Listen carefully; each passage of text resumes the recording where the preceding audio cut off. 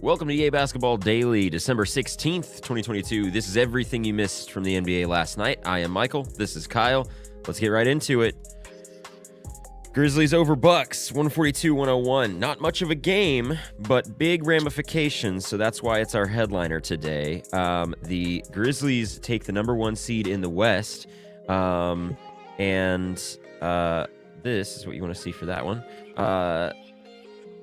This was not much of a game from early on. No. I mean, I'll let you take it away, I guess, to start. Yeah, big stinker from the Bucks. They allow, I believe, 4 Grizzlies bench players to score in double figures. They got Jaren Jackson out of this game real quick. Sir, your services are not needed. The Bucks couldn't make anything from anywhere. Really didn't need a shot blocker in there to mess things up further. Terrible shooting night from the Bucks. I believe Chris goes 1 of 12 from the field. Yeah, 1 of 12, 3 points. Terrible shooting. Just overall as a team, 37% from the field, 26% from 3. Meanwhile, the Grizzlies, 55% from the field. Mm-hmm. Just an off night. Kind of got to roll with it. But the theme of this week, I would call this one a Grizzlies win. Yeah, right. Yeah, this was a Grizzlies win. I mean, midway through the game, it was David Roddy was the one who was cooking them. The Grizzlies played around with a lineup that we don't see too much of that ended up matching up pretty well with the Bucks before Jaren Jackson got into foul trouble. We were seeing some Jaren Jackson and Brandon Clark play together, and their versatility. They're both fast, athletic bigs. They really kind of gave Giannis some fits. Obviously, Ja gets a triple-double, 25, 10, and 10. Not a coincidence that he just notched that 10 and 10 number and then scoots on out of there. But Santi had a couple huge plays. Obviously everybody on the roster other than probably the best player on the roster, Kenny Lofton Jr., doesn't get minutes, of course. But everybody else plays a minimum of 12 minutes, which is typically a sign that it is a blowout. This was front to back Grizzlies victory. But like I mentioned, big implications because of a game we're going to talk about later. The Grizzlies are now on a 7-game win streak, 9-1 in their last 10, and they are the number one seed in the Western Conference. And I feel like until maybe last night, it hasn't really been mentioned much. Getting a big win over a really good Bucks team. They're sneaking up on people, and they're winning, and they're first in the conference right now. Yeah, it's pretty funny looking at the top. I feel like if you were telling someone who was sort of up to speed on what's going on this season, you were like, yeah, the Grizzlies and the Pels are going to, face the play-in teams. And they're like, you think they're going to win the play-in? Like, no. They're going to face the play-in teams. Yeah. The Bucks were right there, almost tied up with the Celtics, but they dropped to a game and a half back now for the 2 seed. We'll move on to the Heat again, avoiding disaster. 2 back-to-back games now where they're playing a bottom seeded Western Conference team, and they sneak in a win. Not in no small part to one Tyler Hero, who went crazy, 41 points. He's the first Heat player to score back-to-back 35-point games since LeBron in 2014. He's also the second Heat player ever to score 30 points plus with 8 made three-pointers ever. Second, of course, to LeBron James. He was cooking. He was playing his role. The Heat were up big at one point, up as many as 16, and then the Rockets came back to make it a game. No Bam in this one for the Heat, and no Dwayne Dedmon. So you know who gets the start. One Gummitty God, Udonis Haslem. Unbelievable. 11 minutes. 0 for 4. 2 rebounds, not a steal, assist, a block to speak of. 3 fouls, -5. Hey, the old man still got gas in the tank. He can put up Tony Snell numbers. Don't count him out yet. The Heat play 8 men and win the game against the Rockets. Jimmy Butler, 20 points, 10 rebounds, 7 assists. That's pretty much what you're looking for from your best player. The Rockets, all their starters score double figures. Jabari Smith Jr. gets a late 3 to make it close. But ultimately, the Heat are able to take care of business. Anything of note on this one other than Hero? Yeah, Heroes, I think career high, 41, obviously. Big one of note, I really like these Rockets jerseys. Get that green and yellow bullshit out of here. Let them play in these more, because these old school 90s ones are pretty fun to look at. They got the matching court to go with it. Look at them. So, kind of like this Rockets team's really growing on me. Yeah, I think there's a few that, all the rage is talking about who gets Victor, and the Rockets. If the Rockets were to get him, that'd be an exciting squad as well. Yeah, look out indeed. Anything else on this one? Just funny note about still getting to see Udonis Haslem. That's not. Let's not take it for granted. Sooner or later, we won't get this anymore. Just like Zach Lowe tweets all the time, don't take Udonis Haslem for granted. Exactly. That's why he's always saying that. All right, we'll move on to the game we mentioned earlier. We kind of teased this. The Jazz sweep the season series against the Pelicans. 132-129 is in an overtime victory. Weird ending in this one. If you saw it, the Pelicans had a late lead. They kind of had a sizable lead through the third quarter and early fourth, and then the Jazz start to come back and ended up making it a game. And then once it went to overtime, the Jazz just kind of hit the gas, ended up winning by 3. But this weird final possession with Markkanen gets the inbound, takes a layup, blocked by Wyoming's finest, Larry Nance. Yeah, Larry Nance Jr. Thank you.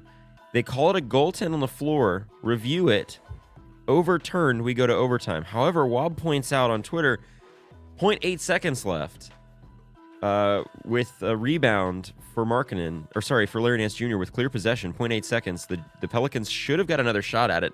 I'm not sure why we didn't go right there. Maybe because the buzzer sounded. I don't know. But that's that. Of note in this one, Jordan Clarkson, 41 points, filling it up from all over the place. 39 points, I apologize. 15 to 26, 7 to 14 from 3, 8 rebounds, 2 assists, 2 steals. He was cooking for them. He got the water bottle bath after this one, but this was a team effort all around for the Jazz. 31 points for Markkanen, 17 points for Malik Beasley, who's really been filling it up for them lately. And then still, obviously, no Ingram for the Pelicans. We have not seen this team really be fully healthy. It's going to be interesting to see what happens when they are. 31 points for Zion, 28 points for CJ McCollum, 11 to 25 for CJ. What you got on this one? Yeah, the Jazz, just the island of misfit toys just keep getting it done. I always thought when the Jazz were going to blow it up and it seemed like Clarkson was very much on the table, I was really I saw one little rumor about the Bucks going after Clarkson, and I was thrilled by that.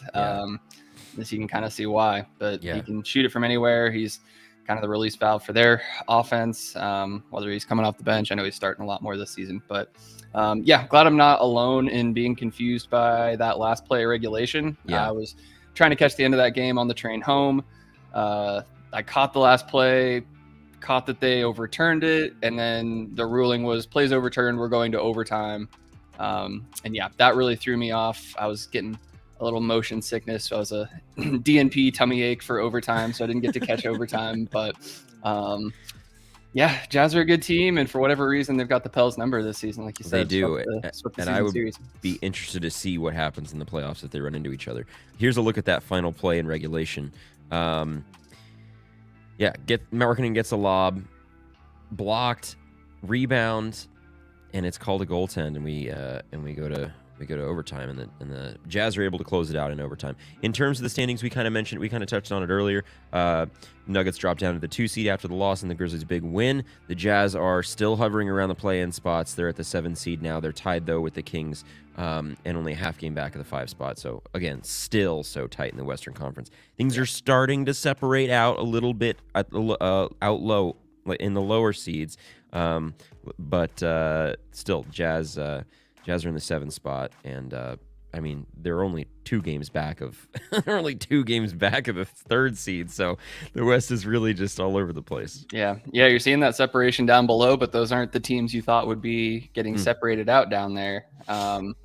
So you start to think, okay, maybe we're starting to see how this is going to settle, but then it's like Mavs in 9th, Warriors 10th, Wolves 11. Is that how we had it preseason? No. Like, do we think they're going to settle in there? Probably not. So yeah.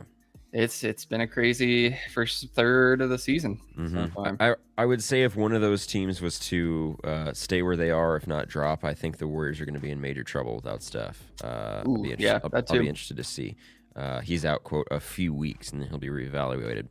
All right, let's close things out with the Suns getting a huge win over the Clippers backups.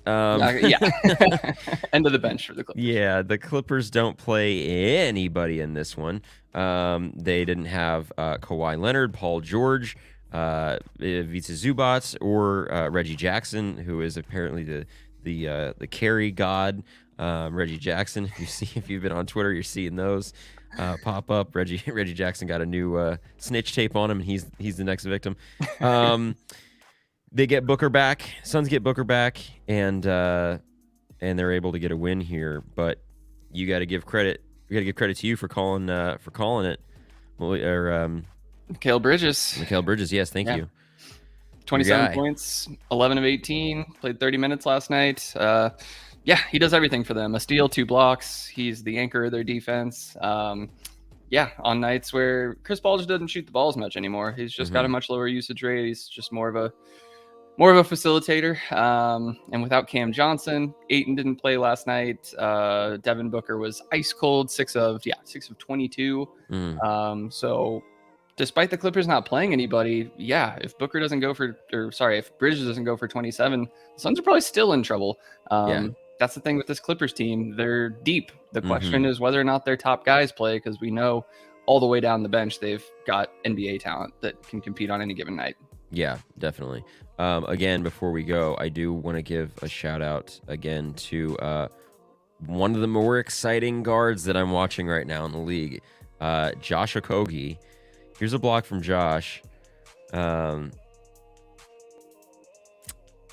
might not be the play I'm thinking of. I don't think it is, actually. Oh, no. Well, no, that's not the play I'm thinking of. But he keeps doing these snatch blocks on three-point shots. He did 2. He's had 2 in the last 2 games now. He's exciting to watch. And, he had a crazy dunk last night as well. But I mean, the Suns are looking to kind of regain some momentum, and maybe it takes an easy one to do so. They're 4-6 in their last 10. So this win definitely helps them. They're in the 4 seed, a 1 game back. The Nuggets in the 3 spot. So, hopefully the Suns for their sake are able to get some momentum back. But not really. I mean, a win is a win, but a win over this Clippers team, the way that they were constructed last night, you'll take it just for the momentum, I suppose. Yeah. Anything else on that? Yeah, it's funny that Okogie looks so good for them. Just one more player that was in Minnesota not doing much last season that all of a sudden looks way better. So. Yeah, interesting how that works. You leave Minnesota. Speaking of Minnesota real quick, do you see the rumors that Pat Bev, if he gets traded and gets bought out, wants to go back to Minnesota? Oh, Lord. I mean, I guess they'll take him back. They need it. They could use him. They lost all the culture that the personality that team had. So yeah. All right, let's look ahead to the weekend. Some good games over the course of the weekend. Starting with tonight's headliner, kind of. It's a late game. It's one of the last ones. It's Nuggets Lakers is tonight. Yes, that's tonight. I'm on Saturday. There we go. Nuggets Lakers is tonight. Anthony Davis, Nikola Jokic. That'll be a really interesting matchup. Blazers Mavs we talked about, which should be an exciting one. I'd like to see what SGA can do against this Wolves team. Knicks Bulls, we get a rematch from the Thriller the other night. Jalen Brunson hits that crossover on Alex Caruso and gets a game winner. That had heavy implications on the EA Basketball Props to You scoreboard this week. God dang it. But Justin ties me now for second place. First time I've been in second place in a long time. We're Sixers, but no Steph. Yeah. Pacers Cavs, you mentioned that's the sicko game. Bull's on fire recently. Paolo Yes, he Banchero is. breaking every single Woo. rookie record there is. The Celtics Magic, I imagine, though, Celtics probably should be able to take care of it, but who knows what? If Bull catches fire, you never know. Wizards Clippers, Saturday. Yeah. we get Saturday is strong. We got a lot of Yes. rematches on Saturday. Yes. Cavs rematch. And then the big one, at least for me, we get Pelicans Suns round 3. Oh, yeah. Pelicans grab the first 2. Mhm. This is, it's kind of, I think, a valid knock against the league right now that we don't have a lot of great rivalries. Most of these dudes just straight up like each other. They all get along. They all shake hands after the game and exchange jerseys and everything. These two teams do not like each other. All it took was one playoff series and 2 games in New Orleans last weekend to make this one of all, just vaults it to one of the best rivalries in the NBA right now. So on its face, that's a little sad. I wish we had more rivalries, but I will take this one because every game has been a blast so far. So really looking forward to how this goes Saturday night. Definitely. I really hope that SGA and Ja play on Saturday. I really want to see that matchup. I want to see those guys go at each other. Jazz Bucks, I think, will at least be competitive. Although I don't expect Giannis to. I mentioned this the other day. Giannis does not have 2 back-to-back bad games, so I imagine he's going to take out some frustration on the Jazz there that night. And then Sunday, to round out the weekend, we get a little back-to-back action for the Magic Celtics. Warriors Raptors, Bulls Wolves, Hornets Nuggets. These are kind of some snoozers here. They don't send their best on NFL Sunday, but we get some great games on Friday, Saturday. That is true. I really wish that this Wizards Lakers game was in Washington, but we already got that because LeBron always goes crazy in DC. But that is about it. We'll do a standings update. We already kind of touched on the big implications from last night. Grizzlies in the 1 spot. Pelicans are number 2. Nuggets are the 3rd seed, facing the Lakers tonight. Suns in the 4 seed. Blazers playing the Mavericks tonight in the 5 spot. Kings at 6. And then the play-in spots there for the East. Celtics, Bucks, Cavs, Nets, Sixers, Knicks. Knicks are hanging around. They might be a team that makes a play-in run. Who knows? They might make a playoff. They might be a first-round exit for somebody. Who knows? They could lose in the first round, I think. Sure. First round exit. Sure. I thought you said they would catch somebody in the first round. Oh no, God, no. Okay. No. I wouldn't the Bucks or Celtics. You're not letting me I'm not putting that on wax, no matter what. All right. Anything else you want to touch on? We'll be back Monday. So my called shot on France winning the World Cup still looks pretty good. We'll see how that one goes. I think I had every other prediction go wrong this week, so maybe I got that one. It could happen. All right, guys, drop a like on the live if you have not already. Drop a like on the video if you have not already. Hit the link in the description to join our chalkboard group chat. Listen to the episode. We got some more YouTube videos coming out this week, and we will be back seeing you on Monday, the 20-something, the 19th. The 19th. 2019. 2019. All right, guys. Thanks so much. We love